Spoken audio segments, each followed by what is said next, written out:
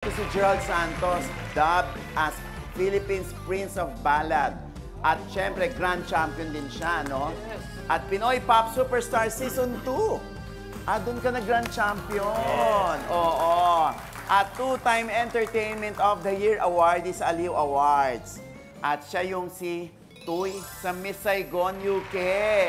Ayan. Pero syempre, si Gerald ay nakilala, hindi dun sa issue. Oo. Kundi sa kanyang tinig na napakaganda.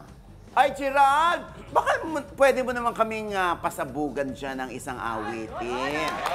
Oo. You lighten me up with your smile so bright. You sparkle with your angelic radiance. You amaze and enchant my world with colors. You fill me up, make my empty life full again. Galing ano? Dito naman kay Enzo.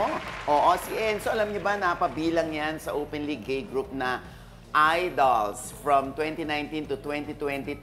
At 2019 nang pinerform niya yung New Rules ni Dua Lipa sa Idol Philippines. Oo, na nakakuha siya ng 4 yeses with a golden ticket. At napabilang sa semi-finalist. Oo. Dating miyembro ng Sugar Pop, kung matatandaan natin, noong 2006 yan, ano? At nakasama pa niya doon si Julian San Jose at si Rita Daniela. Enzo, meron ka na bang recording, like mga original song? Meron po akong song din sa sa streaming platforms po. Yan po yung extension niya. Baka pwede mo naman kaming pahagingan dyan ng isa. But baby, before I let you go, I want to say I love you. I hope that you're listening, 'cause it's true, yeah. You'll be forever in my heart, and I know that no one else will do, yeah. Si Myrus naman ay, singer-composer yan. Oo. Ano nga yung original mo na pumatok? Yung Pusong Lito. Pusong Lito sa isang sulyap mo, then yung Wala Man Sa'yo ang Lahat. Baka pwede mo naman kami, pasakalihan dyan. Ang mundo ko ay naging masaya. Salamat sa Diyos, nakilala kita. Buong buhay ko'y nag-iba. Kumantala ka dahil ikaw ang aking kasama. Ayan. Si Myrus nga pala, siya yung kakanta ng theme song ng pinroduce kong pelikula. Yeah. Oo, yung How to Get Away from My Toxic Family starring Sanjo Marudo. Yes. Ayan, thank you, I'm really Maya. excited.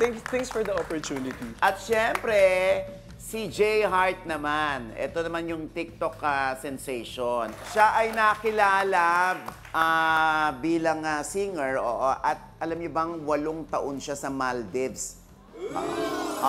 Bilang OFW. At yun nga, doon nabuo yung J Heart Music and the Antidote Band sa Maldives. Pakinggan natin si J Heart naman.